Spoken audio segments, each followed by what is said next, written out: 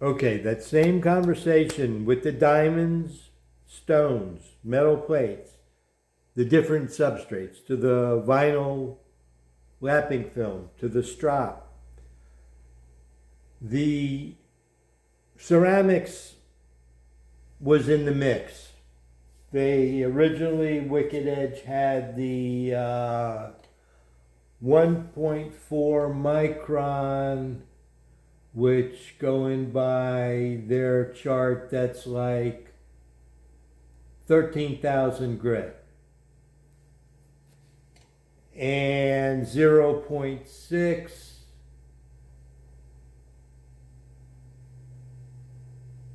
which is about 50,000 grit. I don't know what to tell you. If you look at, these are all diamonds, there's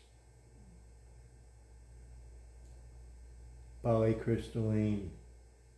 So by looking at it that way, I'm back and forth, I'm sorry. Looking at it that way, it's hard to describe the ceramics because the ceramics are a whole different substrate and a whole different abrasive, and they work a whole different way on the knives.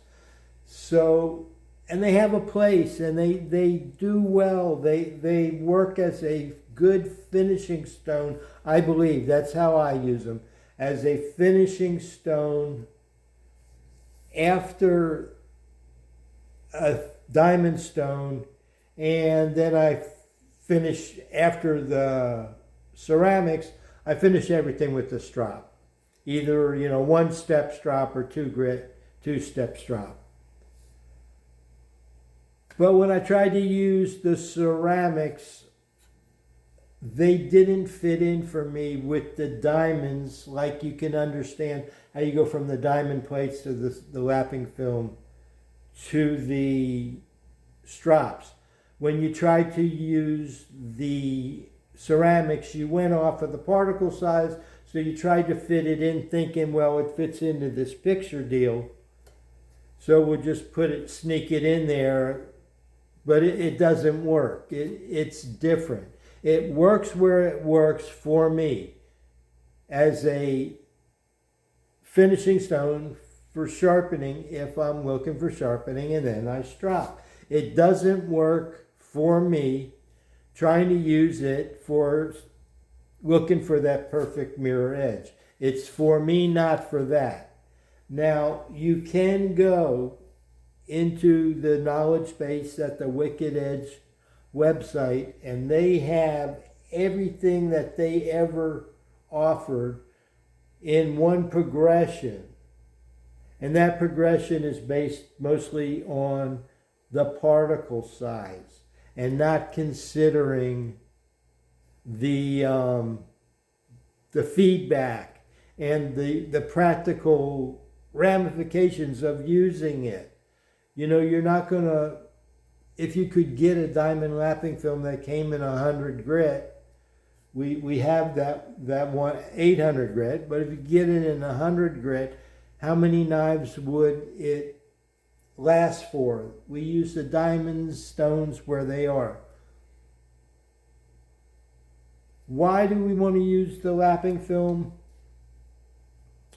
I was trying to think, what's the difference besides the feedback and the give? But it's like a fresh, crisp diamond on that surface that we've refined, and it like brushes.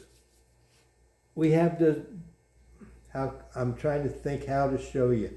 You have the scratches, and the scratches are getting shallower and shallower and shallower, and now we have that same diamond, and when we use it, we're taking that top off, trying to lower it down even more. And you can see that happening with the diamond lapping film.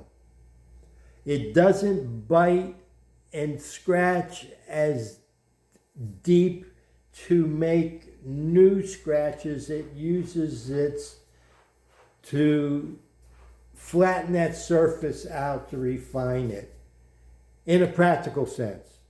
That's trying to put words to what I think I saw happening. Because if you look at the different things that Clay has listed here, and you look when you start to get into the emulsions of the strops and stuff, you can see how it's brushing off the top, how it's smoothing the same top, even though it's the same particle size, because it's not fixed, it's not, now it's doing this.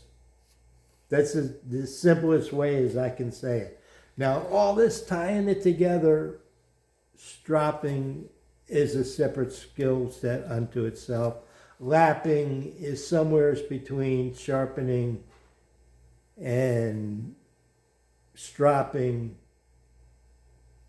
Anyway, I'm going to stop here.